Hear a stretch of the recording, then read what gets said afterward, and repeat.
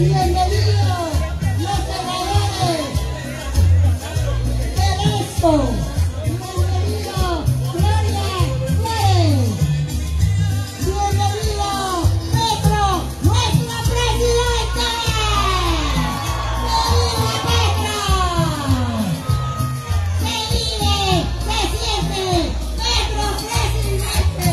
Se vive, se siente, Petro presidente. Se vive, se siente, Petro presidente. ¡Viva Gustavo Petro!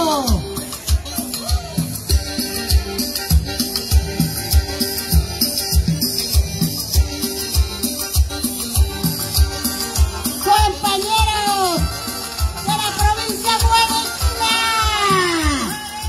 presentes. Compañeros de Charalá, compañeros de Vélez, compañeros de Mogotes, compañeros de Barichara, compañeros de Curitiba, compañeros de Pinchete. Vamos todos a recibirlo con música colombiana. ¡Viva Petro Urrego, nuestro presidente!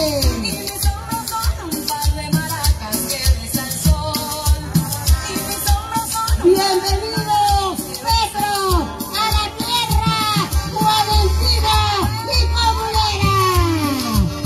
Bienvenido nuestro próximo presidente, Petro presidente.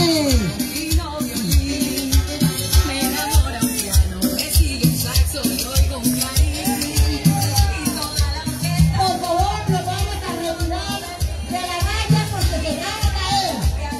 Por favor, compañeros retiradistas de la valla.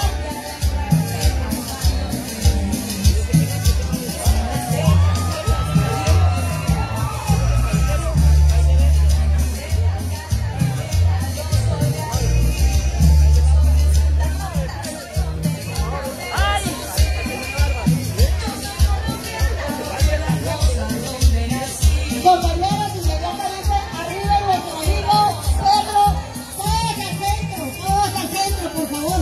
Apenas arrime. Por favor, vamos a ubicarnos aquí al frente.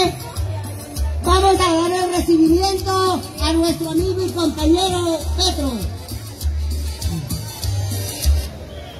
Se vive, se siente, Petro presidente.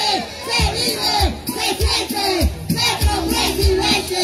Se vive, se siente, Petro presidente.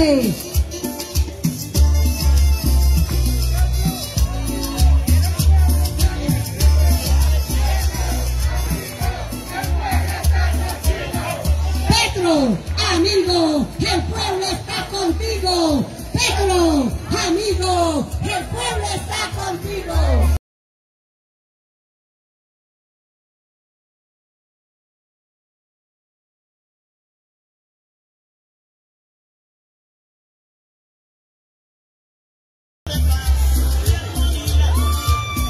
¡Viva Petro, nuestro presidente! Bienvenido Petro a la tierra guadentina y comunera. ¡Viva Petro! Se vive, se siente, Petro presidente. Se vive, se siente, Petro presidente. Damos la bienvenida a nuestro amigo Petro presidente. Aquí está nuestro presidente. Aquí tenemos a nuestro candidato de la Colombia humana.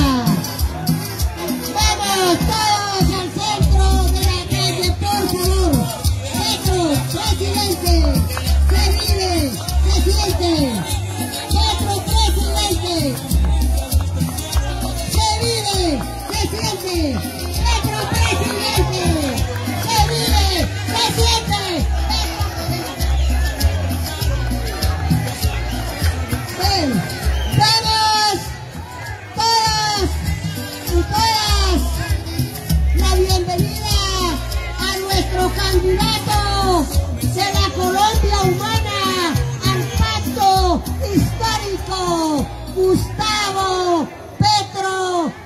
Santiago. Saludamos a Luis Fernando Velasco, senador de la República y candidato por el pacto histórico.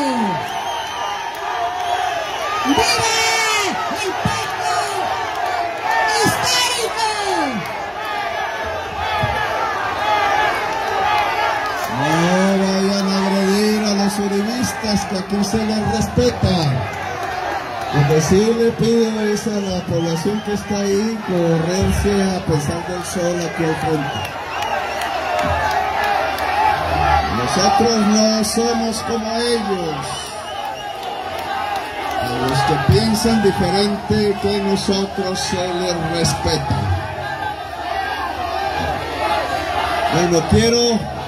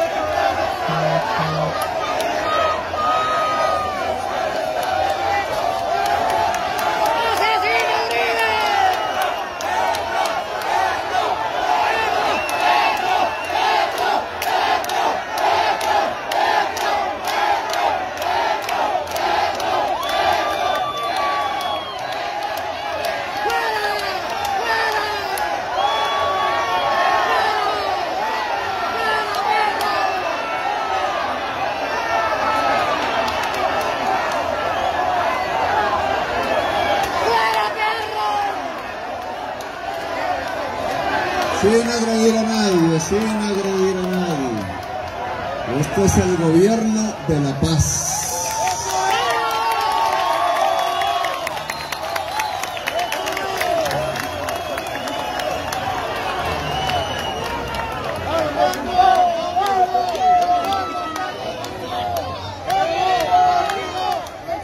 Bueno, les quiero agradecer a todos ustedes su presencia aquí en esta ciudad tan querida para la historia de Colombia, San Gil, en esta región de los hijos del sol y del asadón, la región que creó la República de Colombia, la insurrección comunera, el pueblo comunero de Colombia.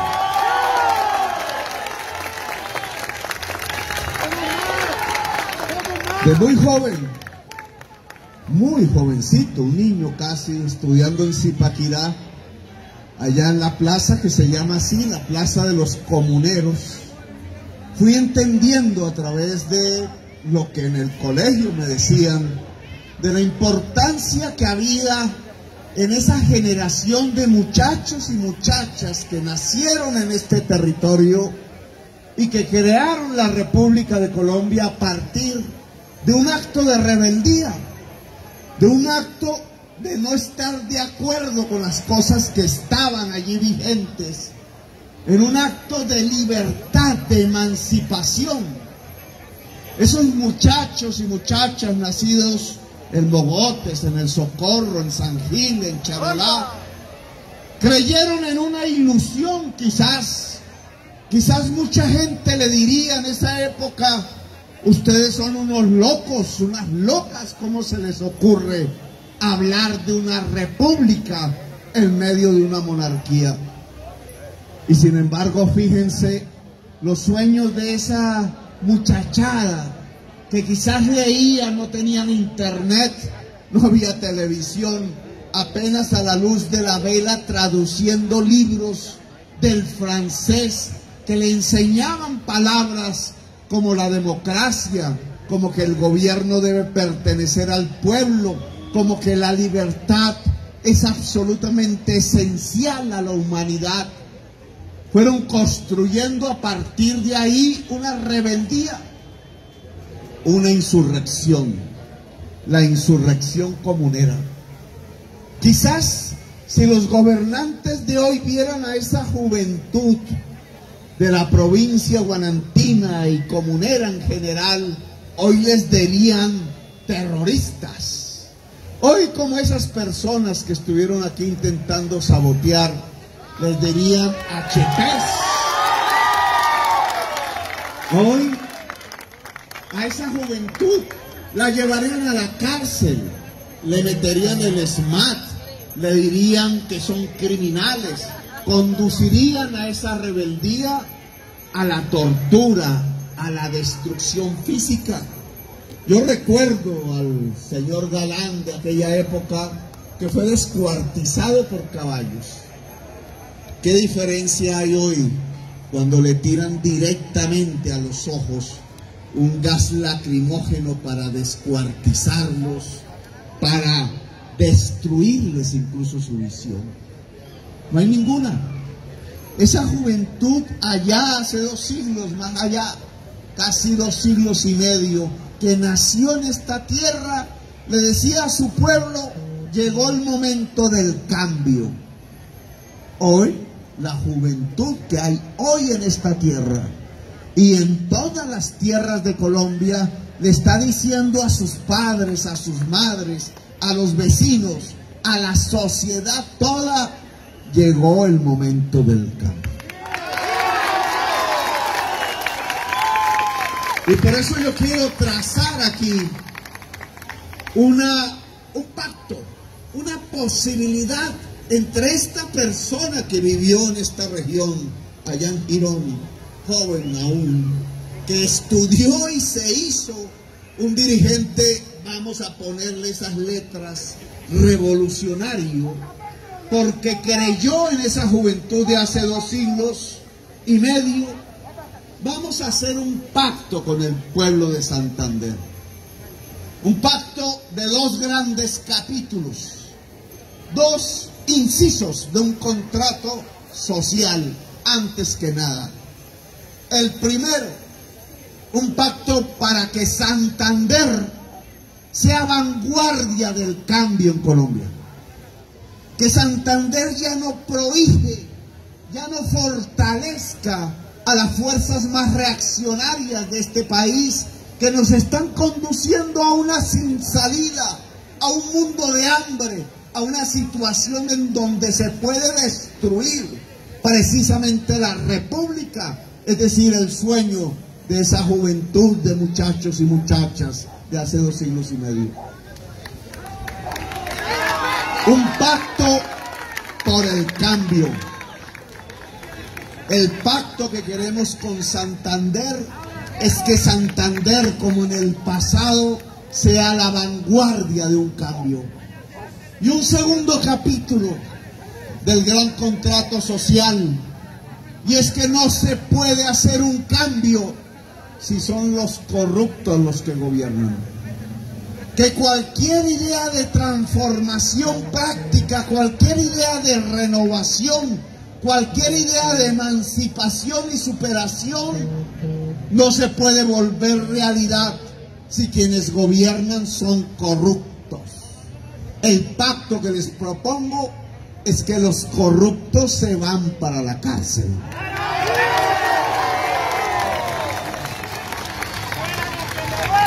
Y hablo de estos 2 puntos esenciales: un país por el cambio y los corruptos a la cárcel, porque no se puede hacer el cambio si los corruptos gobiernan.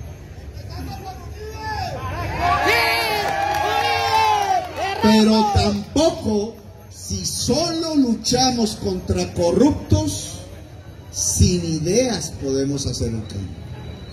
Hay que luchar contra la corrupción, pero hay que tener propuestas de transformación. Si no, la sociedad se queda en el vacío. Si no, no hay horizonte. Si no, no hay un camino por el cual andar. Quizás en esta campaña electoral, que ya prácticamente se desata una vez pasen las fiestas navideñas, Una de las cosas más importantes que ustedes tendrán para la escogencia que harán es poder ver si los dirigentes que pretenden ser hombres y mujeres de este país, si quienes quieren conducir y echarse bajo sus hombros o encima de sus hombros el peso de las circunstancias que estamos viviendo, tienen una idea de futuro, tienen una visión, tienen una propuesta que hacerle a los colombianos y colombianas.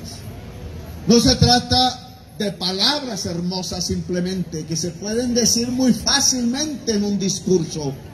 No se trata de decir es que yo estoy contra la corrupción, o de decir yo voy por la educación, y así en general, tratando de atraer el voto popular, pero sin un camino concreto para poderlo construir. Nosotros le estamos proponiendo al pueblo de San Gil y a Santander un camino. Está escrito, está dicho en las palabras y ha sido parte de nuestra propia acción, a una costa de ser puestos presos o de ser inhabilitados de por vida como intentaron conmigo, o simplemente de ser exiliados como pasó con mi familia. No solamente hemos dicho, sino que hemos hecho.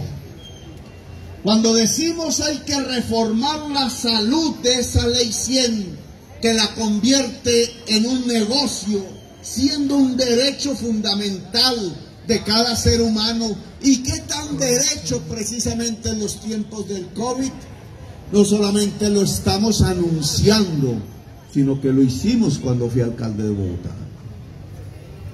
Hicimos un modelo de salud diferente que llevaba al médico a la casa del hogar pobre, y no en 10 cuadras, sino en 3.800.000 personas, 800.000 familias. No estamos diciendo mentiras, los estudios, los datos del DANE, cuando los quieran investigar, muestran cómo la tasa de mortalidad infantil, por ejemplo, por cada 1.000 nacidos vivos bajó por debajo de 10, lo que nunca había sido visto en la ciudad de Bogotá, o cómo la tasa de mortalidad materna, que es las mujeres que mueren estando embarazadas por falta de atención médica, se redujo al punto que cumplimos las metas del milenio. Esos logros no los obtuvimos en concreto simplemente haciendo un discurso o simplemente aplicando la ley de los negociantes en salud.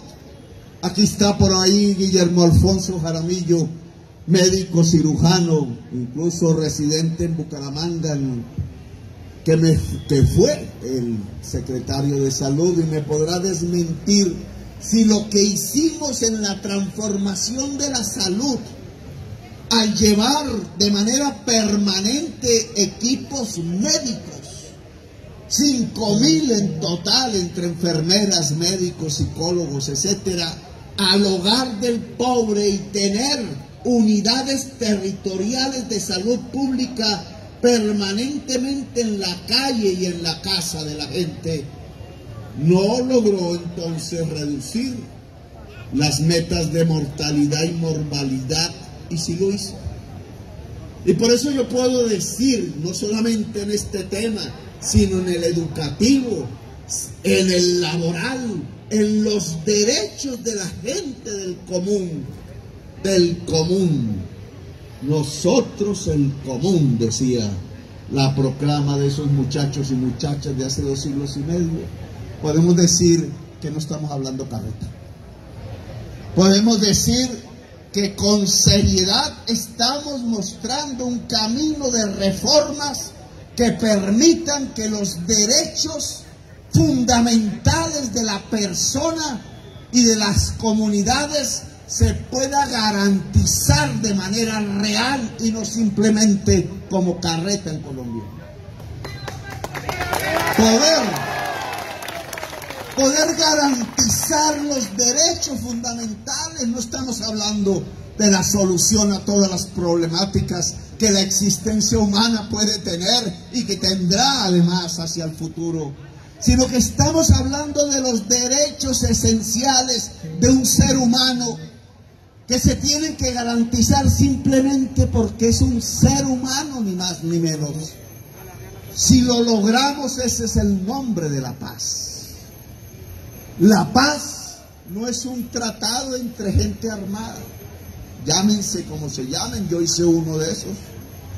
La paz es un contrato de toda la sociedad, es un contrato entre los desarmados y su objetivo es que se garanticen los derechos esenciales de la gente.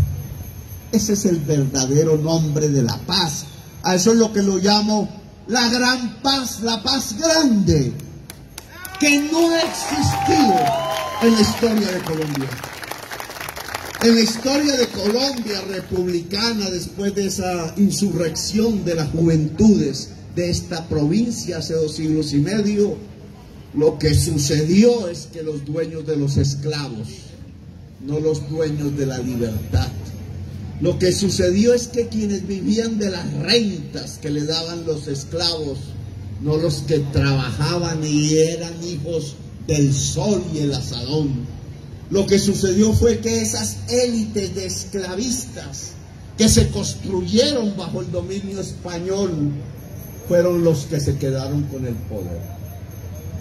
Sus apellidos siguen uno tras otro, a través de las generaciones, como si fuese una heredad, pasándose el poder de una generación a otra. Nos siguen gobernando los hijos de los esclavistas. Me puse a leer, por ejemplo, Historia de Colombia, un pasaje que yo siempre replico en mis oratorias en la plaza pública, sobre el general José María Melo, 1851, que lo destruyen militarmente, siendo él el último general del ejército libertador. Fue el único presidente indígena, y su gran pecado, además de ser indígena, fue haber aliado el ejército de Bolívar que quedaba. Los jovencitos que habían peleado al lado de Bolívar, que se habían vuelto coroneles, generales, lo puso al lado de la gente artesana de Bogotá, es decir, de los obreros de aquella época, en una pelea que es muy pertinente hoy, porque los artesanos de Bogotá querían hacer los paños y los vestidos del entonces, y en cambio los grandes comerciantes querían importarlos de Inglaterra. Claro, los artesanos sabían que si los paños se importaban de Inglaterra, se acababa el trabajo en Bogotá. Y se insurreccionaron y llamaron al ejército. Y el ejército era de los negros, de los indígenas. Eran los que habían construido la libertad en Colombia. Y el general indígena se volvió presidente. Y lo rodearon militarmente, los ejércitos de los esclavistas. Y entonces me sorprendió leer cómo se apellidaba el general de los ejércitos esclavistas que llegaban de Antioquia a invadir Bogotá. El apellido era Borrero. ¿Habrá algún presidente por ahí que tenía apellido Borrero? Sí. El que acabó con la reforma agraria. A Misael Pastrana Borrero. Papá de Andrés Pastrana, que también fue presidente. El que se robó las elecciones el 19 de abril de 1970. El que se burló del pueblo de San Gil, que casi en un 80% votó por la Alianza Nacional Popular, nuestros padres, y destruyó una ilusión que pudo ser de mentiras, no sabemos, porque hicieron un fraude. Bueno, ese señor es descendiente del general del ejército de los esclavistas que invadió Bogotá para que los artesanos no fuesen el gobierno, y por decreto acabó el ejército libertador. No sucedió más. El Ejército Libertador murió.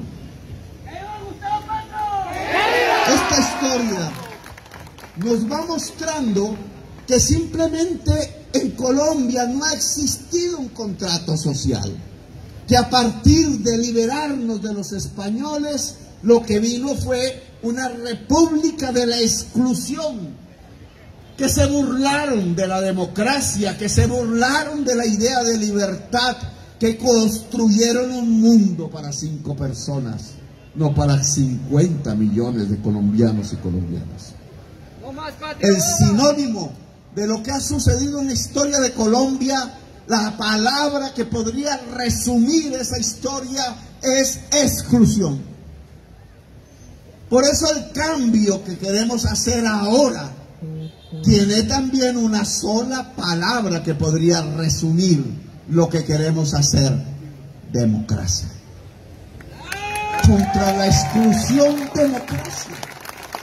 El proyecto político del pacto histórico es una construcción por primera vez en Colombia de la democracia, que significa el gobierno del pueblo, no el gobierno de 5, no el gobierno de los descendientes de los esclavistas, sino el gobierno de los descendientes de los esclavos, de los hijos del sol y de la salón. La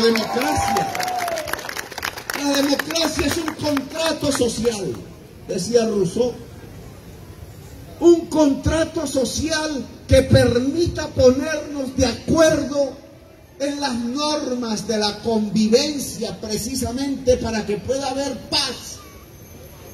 El contrato social de la paz es la garantía de los derechos de la gente.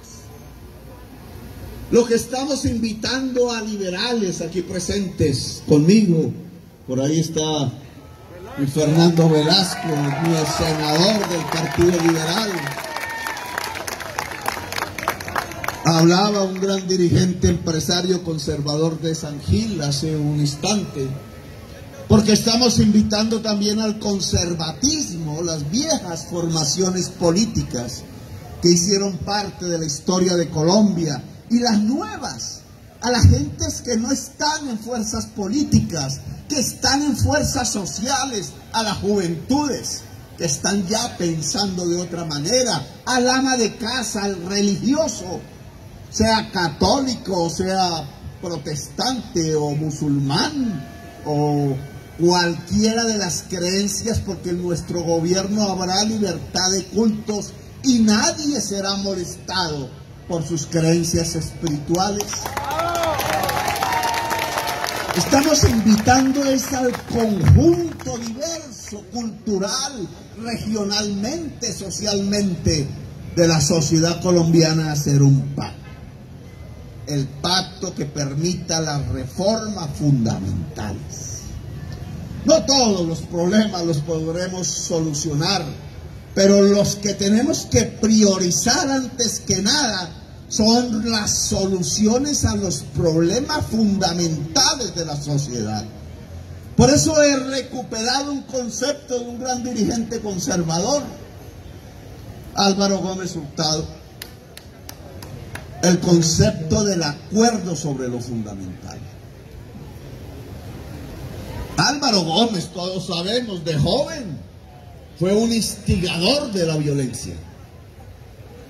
Yo rechazo de todas las formas el que tratemos de atacar a las personas por lo que ha sido su existencia y no asumir el reto de la discusión de las ideas, que es diferente.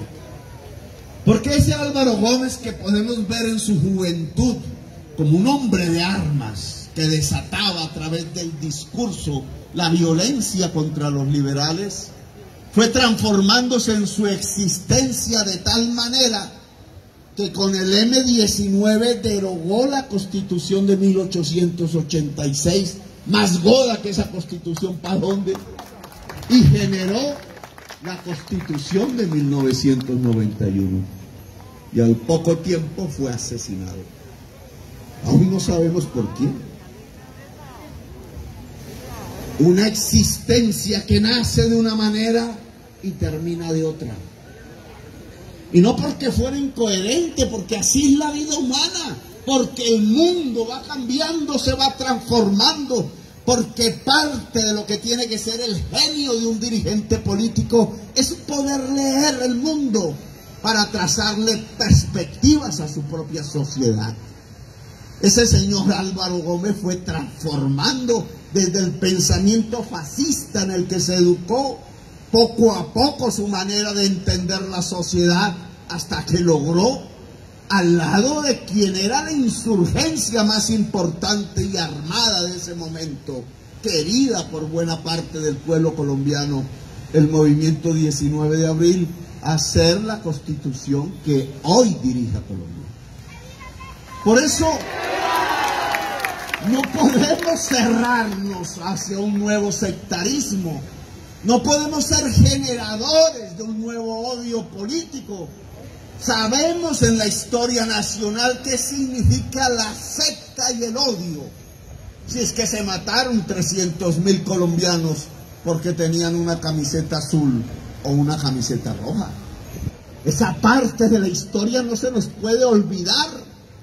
Cuando llegan aquí los señores del odio a tratar de acallar nuestra voz, creían ellos, lo que están es retomando un camino en el cual nosotros no podemos caer. El odio destruye al Estado, decía Mandela.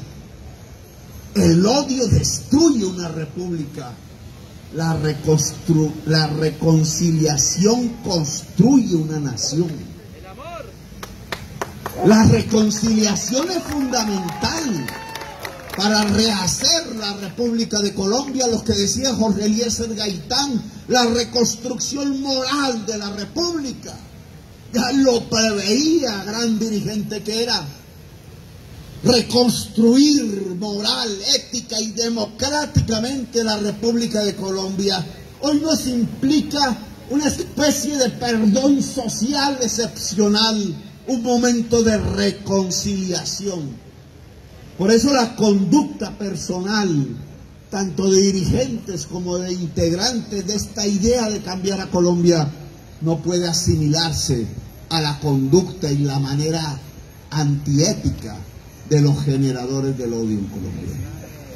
Todas las personas, cualquiera que haya sido su pensamiento o su acción, si deciden trabajar con nosotros por el cambio de Colombia, son bienvenidas.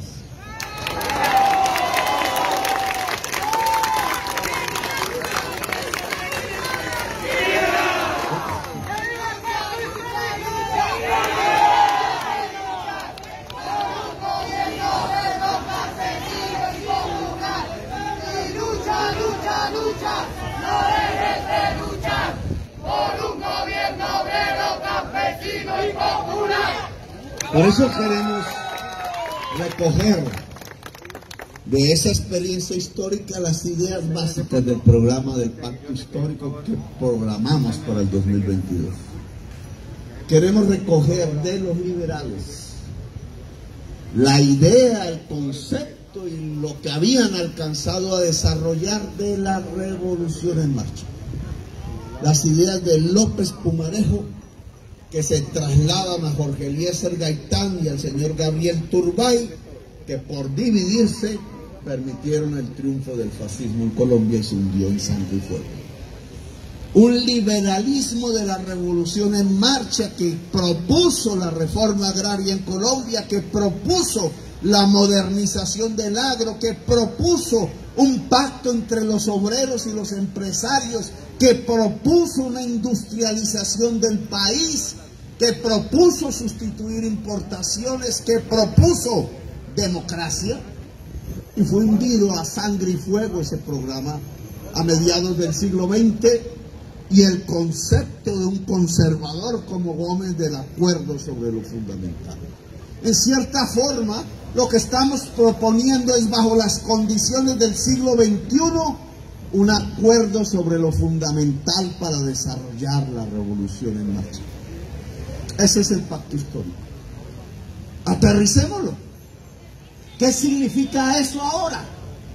Significa que el cambio que proponemos en el terreno económico, por ejemplo, que es fundamental porque de eso es que vivimos, es que no podemos seguir sosteniendo la economía de Colombia sobre la base como un gigante sobre los pies de barro, cuando el barro ya se está deshaciendo.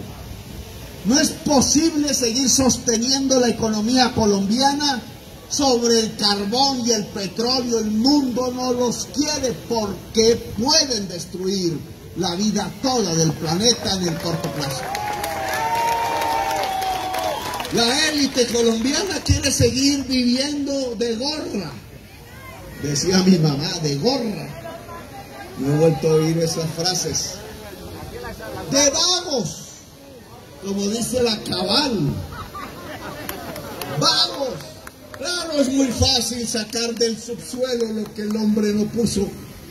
El petróleo y el carbón, abrir el hueco, usar el agua para sacar eso, meterlo en un tubo que no necesita trabajo, meterlo en un tren automático y exportarlo para que el mundo se envenene en su atmósfera con el petróleo y el carbón y traer un chorro de dólares que se roban.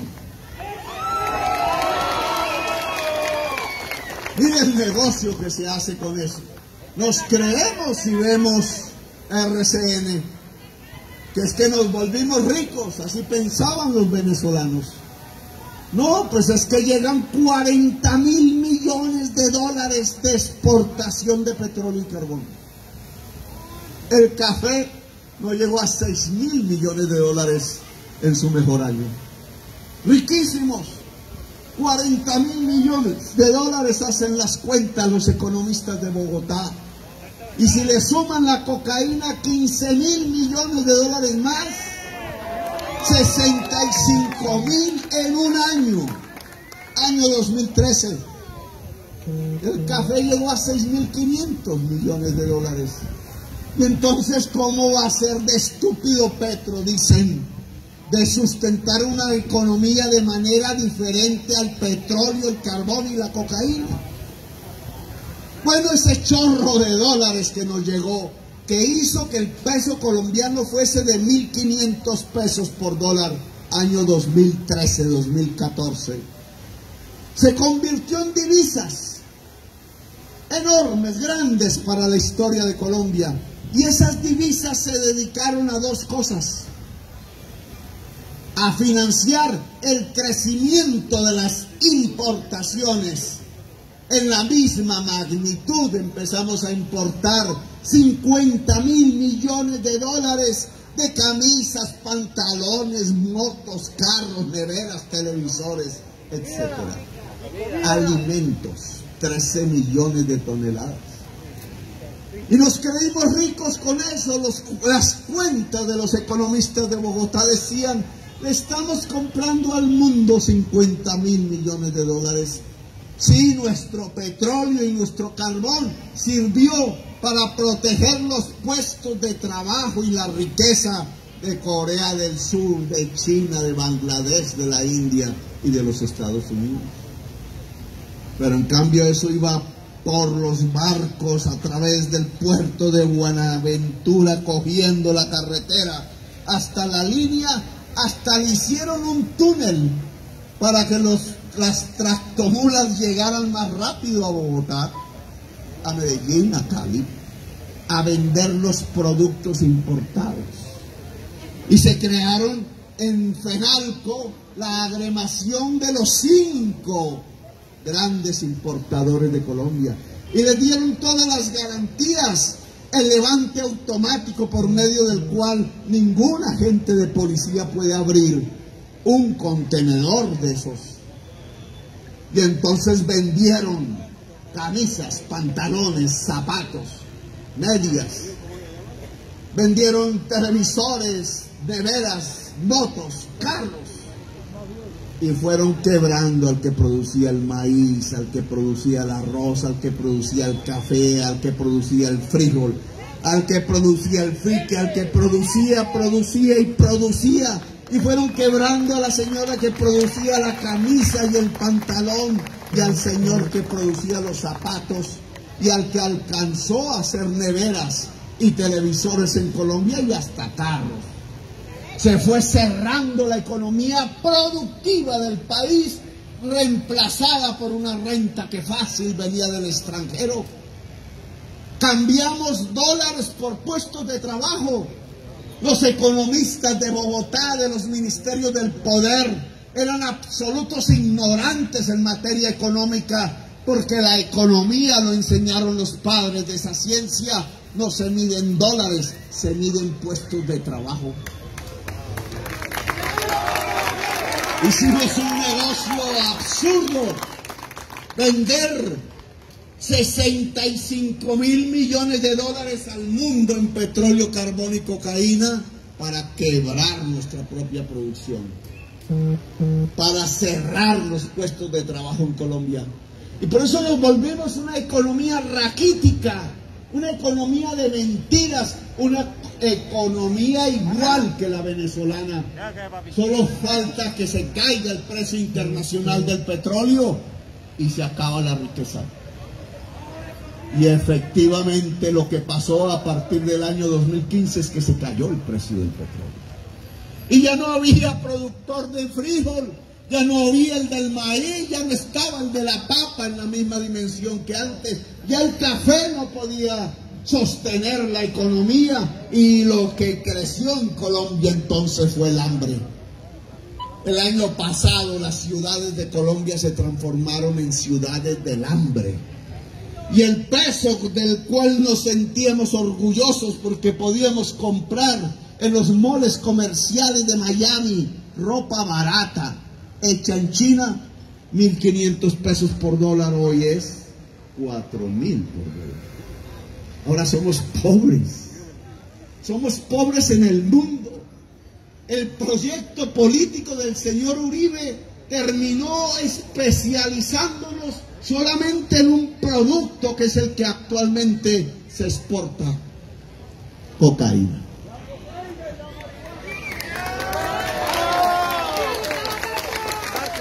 Esa sociedad cimentada por exportar cocaína no puede traernos más que inseguridad y muerte. Están sentadas las condiciones de la destrucción de la República, están sentadas las condiciones en que se va a evaporar y destruir el sueño de los muchachos y de las muchachas del San Gil de hace 250 años. Y ahora sus descendientes, ahora sus nietos o bisnietos, que son los que actualmente poblamos este territorio, tenemos una responsabilidad. ¿Lo dejamos destruir o somos capaces de construir otro camino? Lo que yo estoy proponiendo es construir otro camino, y no de una noche a otra, porque no soy tonto para pensar que esas transformaciones se pueden hacer de la noche a la mañana. No es el gobierno de las transiciones. ¿De una transición hacia dónde? Hacia tener una economía que base su esencia en la producción, en el trabajo. El padre de la riqueza es el trabajo, y la madre se llama la naturaleza. En todo el mundo es ahí. Nos lo enseñaron hace 2 siglos los padres creadores de la economía como ciencia. La riqueza nace del trabajo. La riqueza de las naciones es el trabajo. Y el trabajo hay antaño, y por eso hablo del asadón, era el músculo. La madre era la tierra y el agua. Hoy el trabajo fundamental es del cerebro. El cerebro humano es lo que mueve la gran maquinaria de la producción y de la riqueza mundial. Solo miren un aparato que todos ustedes tienen, un celular. Ese celular no vale por el plástico que tiene. Las máquinas informáticas del hoy son las naciones ricas. ¿Quieren? A Corea del Sur fuimos nosotros a pelear. No eran mercenarios como ahora, eran muchachos del ejército de Colombia, y se generó el Batallón Colombia. Nada nos habían hecho los coreanos para ir a matar gente allá.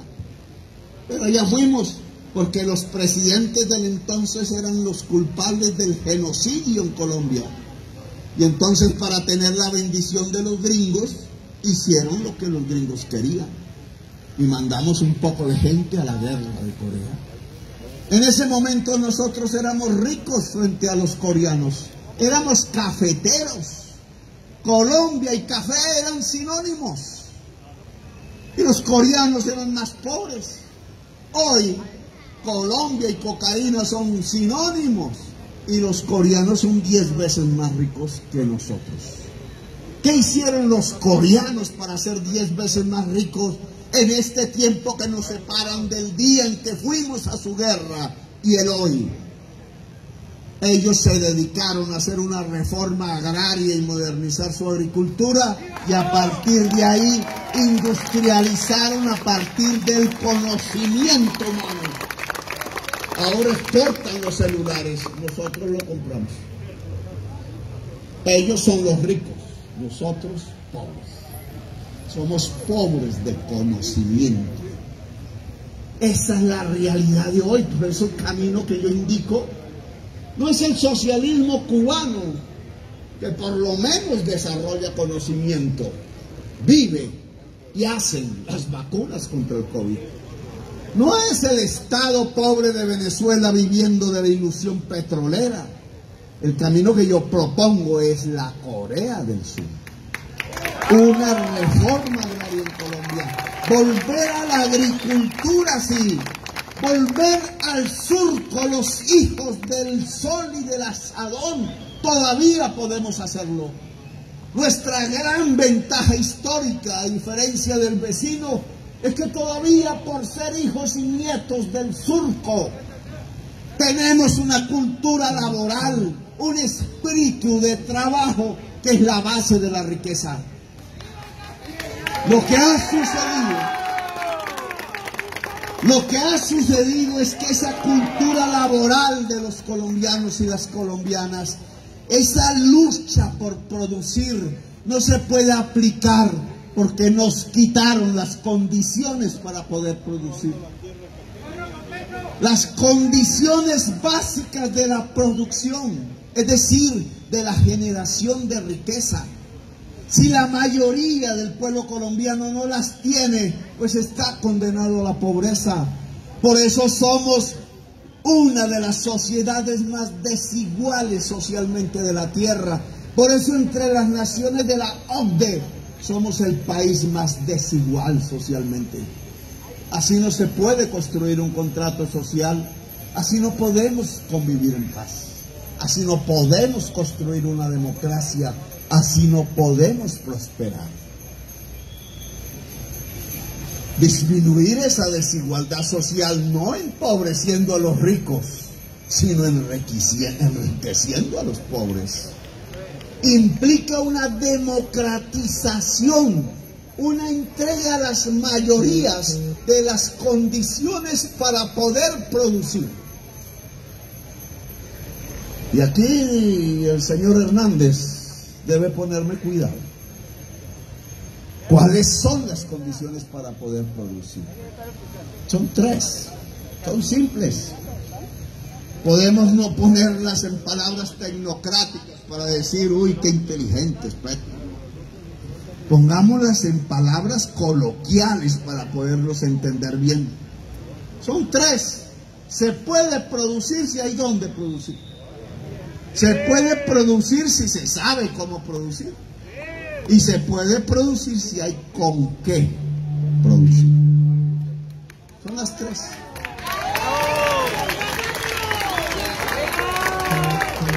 Veamos en dónde producir en el siglo XXI. Es un espacio, si es el mundo rural, eso se llama tierra fértil. Tierra y agua. Si el proyecto económico de Colombia es de los que quieren usar el agua para sacar oro, para sacar petróleo, acabamos la tierra fértil y acabamos la vida. Por eso, si soy presidente de Colombia, los árabes no van a sacar un gramo de oro de Santander. Que se lo notifiquen al Sheikh de Emiratos Árabes Unidos. El agua es fundamental si queremos producir, es parte del espacio en donde producir, como la tierra fértil. La tierra fértil no puede estar en manos de los mafiosos, que la tienen por el placer del poder y no como instrumento para producir, tal cual sucede en el Magdalena Medio, en el Piedemonte Llanero o en el Caribe, mi tierra. Santander tiene parte de ese Magdalena Medio. Quizás las circunstancias de San Gil son otras. Aquí no está el gran latifundio improductivo, aquí está el campesinado y el pequeño y mediano empresario tratando de extraer de la tierra aún una producción, este fique, que vamos a poner como ejemplo. El fique. En donde producir significa tener esa tierra y ese agua, pero también significa en el siglo XXI la banda ancha de estos celulares. Un tractor, el celular no solo sirve para ligarse al Facebook para ver el chisme de la familia, sirve, pero no solamente para eso. Celular no solamente sirve, o el computador, para ver la página de porno. Sirve ver a Esperanza Gómez, que es petrista, o a fulanito de tal, porque no solo los hombres ven porno. Pero no es solamente para eso. El celular sirve para ligar un tractor al GPS, la tecnología, al satélite, y hacer el surco derecho. Y sirve para que una máquina de confecciones en un retazo de tela haga los cortes de tal manera que se use el máximo de tela y se bote el menos posible del retazo. Y lo mismo en el cuero, y sirve para producir. Es la nueva tierra. No se ve, es virtual. Pero si no hay conectividad, que no es simplemente tener el celular, sino con qué pagar la base de datos, el programa de datos, pues no hay conectividad. Y si no hay conectividad, que fíjense en ustedes, Duque tenía razón, hay que conectar las familias campesinas al internet, pero Duque no tenía razón, porque se le ocurrió entregarle la plata a la amiga de los chats y la abudinearon. Con casi todo, la comida de los niños, de la plata para contratar el colegio. Se roban la plata del pueblo porque gobiernan con los corruptos, cuando los corruptos deben ir a la cárcel. Pues esta es la nueva tierra que hay que distribuir. La conectividad debe llegar de manera real a cada hogar en Colombia, porque ahí se van construyendo el endonde de la producción. Con la reforma agraria que nos decían los liberales de la revolución en marcha.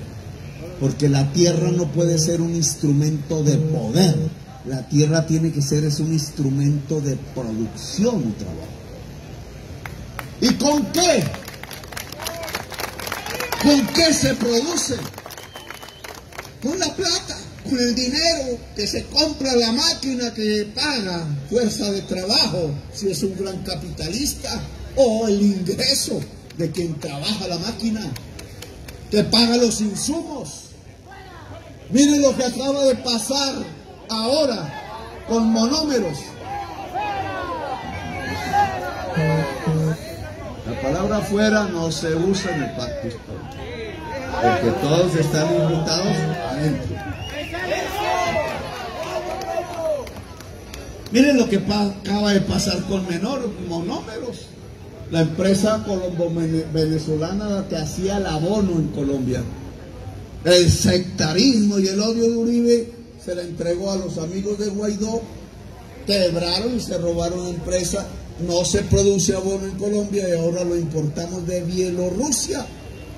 Y Bielorrusia entró en guerra.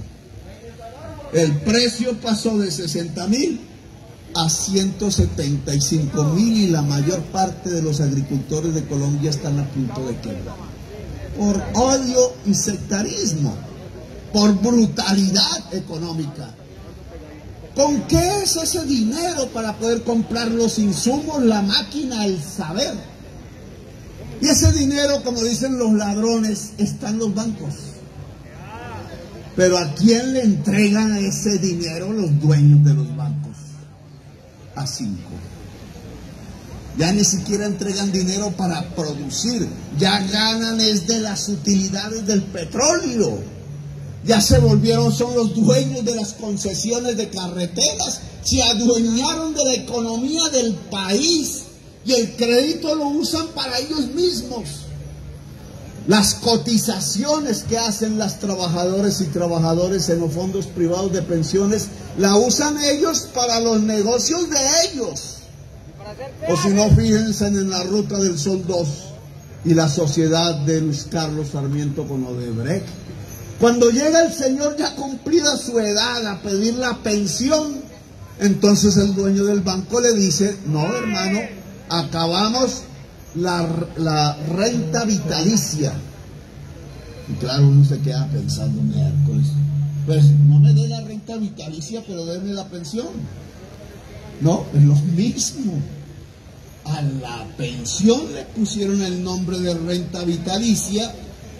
Y entonces el banquero, después de que una persona ha ahorrado 20 años en su cuenta individual de ahorros, con su rentabilidad, pero ha pagado al dueño del banco para ahorrar, es el único mecanismo en donde el ahorrador paga por ahorrar 30% de la cotización.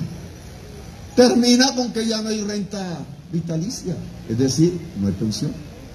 ¿Y entonces qué hace el banquero?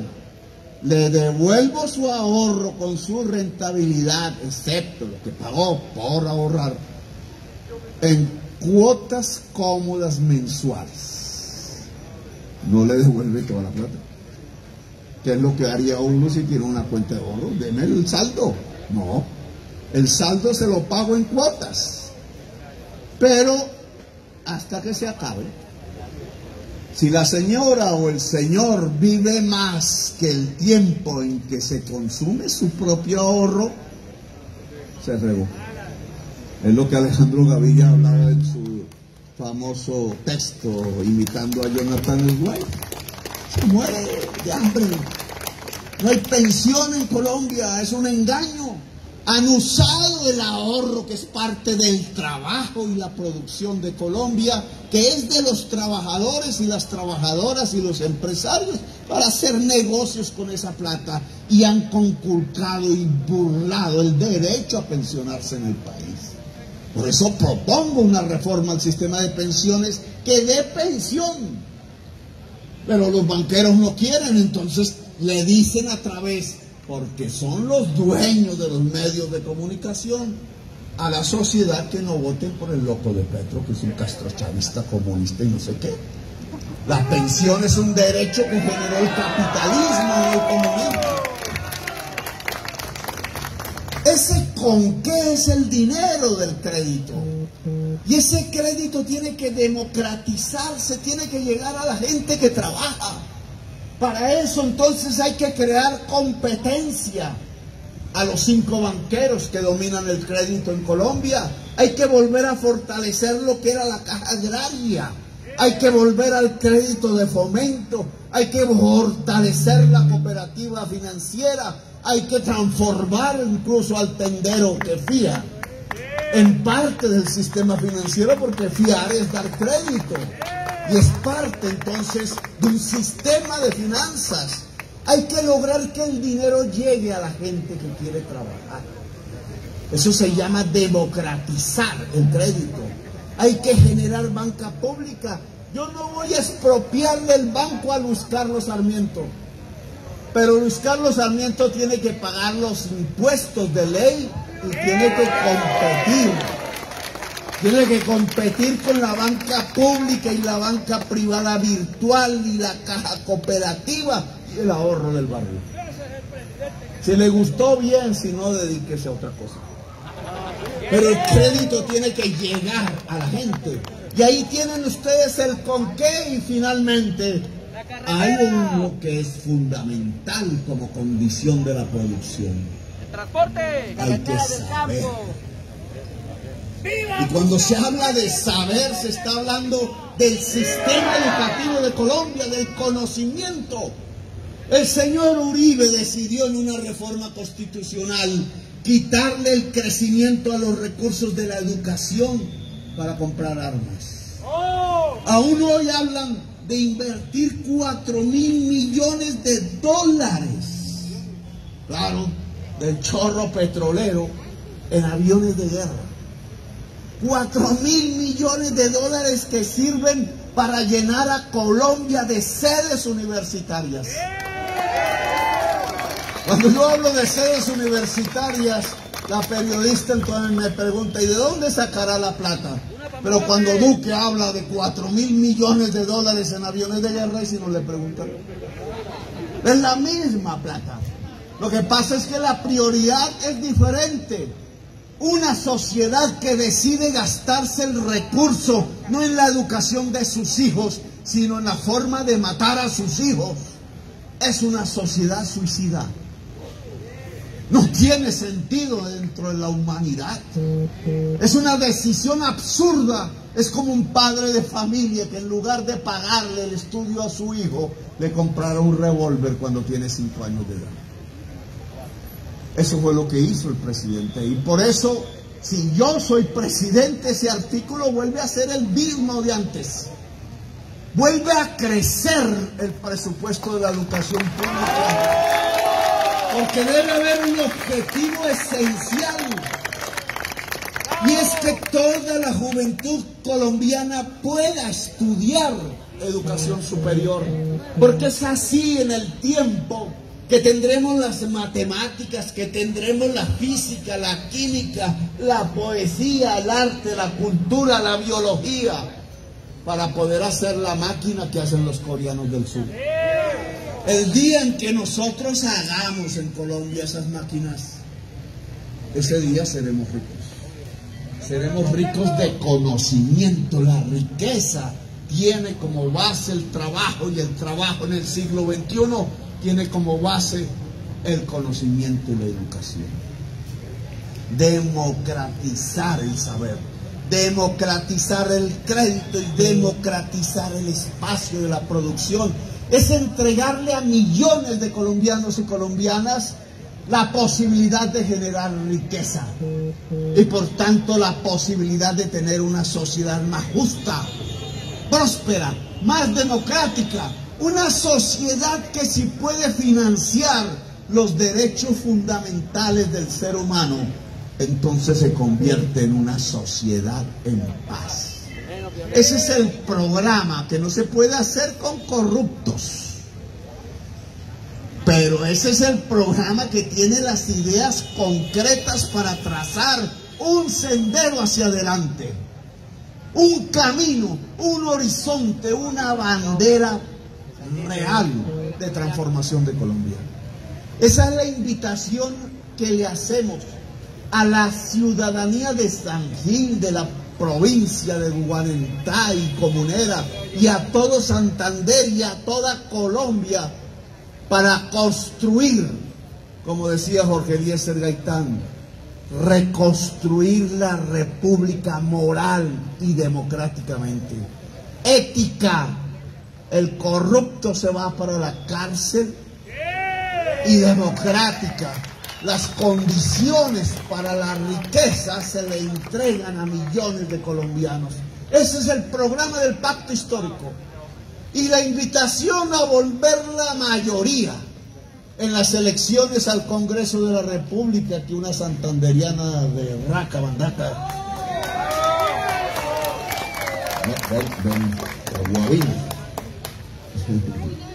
la Guavina Veleña. Vélez es una ciudad que nunca nos ha cerrado las puertas, siempre nos abrió en los peores momentos. Vélez Santander, el bocadillo, que es una agroindustria. Como la panela es una agroindustria, como el fique, que tiene que reemplazar el plástico porque el plástico ya no nos sirve, plástico igual a petróleo, pues este tiene que ser la agroindustria fundamental para los envoltorios en Colombia y hasta la alpargata. Ferragamo beleño, la de Curití. No me los pongo porque quitarme esas botas es difícil. Esta es la invitación, amigos y amigas. Aquí hay un en dónde, un con qué y un saber. Multipliquemos eso en millones de colombianos y verán cómo Corea del Sur se nos queda chiquita en el proceso. ¡Viva San Gil humano! ¡Viva la Colombia humana! ¡Viva el pacto histórico! Me llamo Gustavo Petro y quiero que los corruptos se vayan a la cárcel. Gracias, muy amables.